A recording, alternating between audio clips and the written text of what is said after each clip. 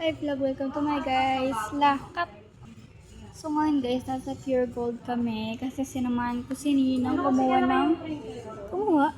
Sinamahan ko si Ninang mamili ng ayan. Saan? Oh. Sa baba. Sinasamahan ko bumili ng lamesa niya guys. Kanina pa kami dito namimili siya ng lamesa niya. Hindi pa siya nakakapili kasi ang dami ng gusto. Dami nang nabibet dito. Ako naman, andito lang ako sa chair. Uy, di ako na gano'n basta-basta umupo. Nagpaalam ako kung pwede umupo dito sa chair dahil binibenta ata to. Pwede naman daw, kasi design lang naman daw siya, parang display. Hindi siya bibenta. Yun, kaya nakaupo ako dito. I have my permission, bro. So, you don't have the right to bash me. Cut!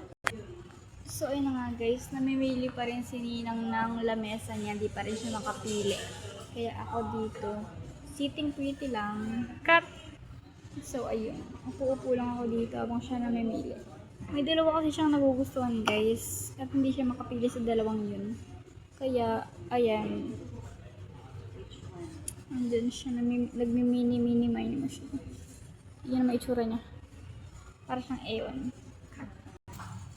So, ayan, panoorin niyo ako mabuong dito. Habang sininang namimili siya ng lamesa niya. Kanina pa siya namimili, di pa siya makamili. Yung isa kasi guys na nagustuhan niya, gusto niya na yun kaso sa gate daw matatamaan nila. Eh, dun niya sa gate tatabi. Ay, walang power! Ayun, meron na. Nasaksiyan niyo pa yun guys, Diyos me. Nasaksiyan niyo pa yun, di ba? Yun guys, so ayan si Ninang namimili na siya. Nai-stress na siya kung anong pipiliin niya. Ako dito, sitting pretty lang. Cut! Ganda ng upuan na to guys, ang comfy niya. Hindi ka bibili ng upuan, Ninang? Na Ninang? Yung kanan ko, hindi naman siya ganito katangkad. Oo, ata. Ganito lang yata, siya flat lang. Para kung ano, dito ko naman siya lalagay. Tapos hindi ka siya, no? Pakak. Hindi, pwede naman siya somewhere dito. This side. Para kang CEO dyan. Namimili ako dito para akong ang tawag dito. Call center na nag-compute. Pag-iipunan ko itong upuan na to guys. Bibili tayo ng ganitong upuan. Tapos lamesa din. Ganito lang din. Uy, oo nga no. Kung ano yung lamesa na nasa harap mo ngayon, ganito lang din yung pag-iipunan ko. Tapos itong upuan ko, sakto lang siya sa lamesa guys. Sakto lang siya sa lamesa guys. Ang cute. Tapos meron ko. Okay sa akin. Parang gano'n lang.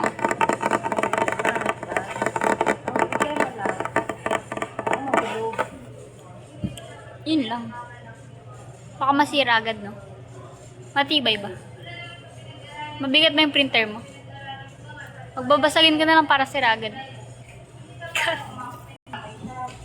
So, ayan. Ito, ang ganda nito. Kasi ito sakto lang din kung saan ako nakaupo. Ay, sorry ho. Cut. Ay, malambot siya. Ginalaw na yung camera.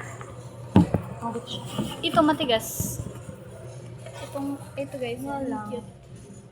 Na-open siya. Itong upuan ko, bagay siya dito sa lamesa na. Bagay silang dalawa. Ay, sana all cut. So, lagay ko kayo ulit dyan. Huwag magagalaw yung lamesa. So, ayun, di pa siya nakakapili. Ayan. So, di ko na alam ang gagawin ko guys. Ano lang, nag-video lang ako kasi naiilip ako. Sininang kanina pa na mamili. Kung saan na kami napunta guys. Dito sa Pure Gold, nakakita siya ng maganda. Kahit sa kabila guys na napunta namin, nakakita siya ng maganda. Kaso di niya naman binili. May mga pros and cons. Pros and cons yung mga nakikita niya kaya. Ayan. Gusto niya puro maganda. Cut. May mga pros and cons daw kasi Ninang. Ate? Nakapili na ata siya guys. Parang CEO dito. Ito lang yung meron. Wala na po talagang stock yan, ma'am. Ayun lang. Gang, kung tatanggalin daw yung likod, hindi ba daw maaano?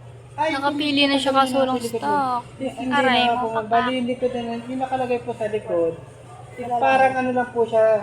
Parang yan. Ngayon po, kung nga rin magtatanggal po natin yung likod, pwede natin siya ilipat dito. Pwede naman pala. Ang tatang mga... So yun guys, nakapili na si Ninang kasi out of stock.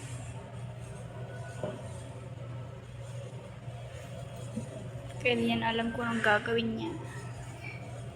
Yung book ko hindi nagkikisama yung book. Wala. Alam mo, ang nanay, nagdadalawang isip na naman naman. Kinakausap. So ayun guys, nandito pa kami. And pagkatapos namin dito guys, kukunin na namin yung uniform namin. Yung kahapon na vlog ko guys. Yung kahapon na vlog ko na na-stress kami sa uniform na t-shirt. Pero ayun, kukunin na namin siya ngayon guys. Pagkatapos namin dito. Kanina guys, pinuntahan na namin kaso pinaplansya pa siya. Kaya hindi pa namin nakuha. Pero ngayon, feel ko makukuha na namin siya after namin dito. Sana naman, kasi ito yung nagtatahi, sobrang bagal. Cut. Hindi sa totoo lang guys, hindi naman sa nagbabash or whatsoever. Pero kasi, Ano po kami, nung May pa namin yung taong dito, May pa kami May pa kami nakipagtaho. Basta yun, May pa kami nagpagawa ng uniform. Tapos, June na ngayon guys, June 22 na. June 29 yung pasok namin, ngayon lang nila ginawa. I mean, nung pa nila ginawa guys, nung isang araw lang nila ginawa, May pa namin binigay sa kanila. Nung isang araw lang nila ginawa guys. O diba?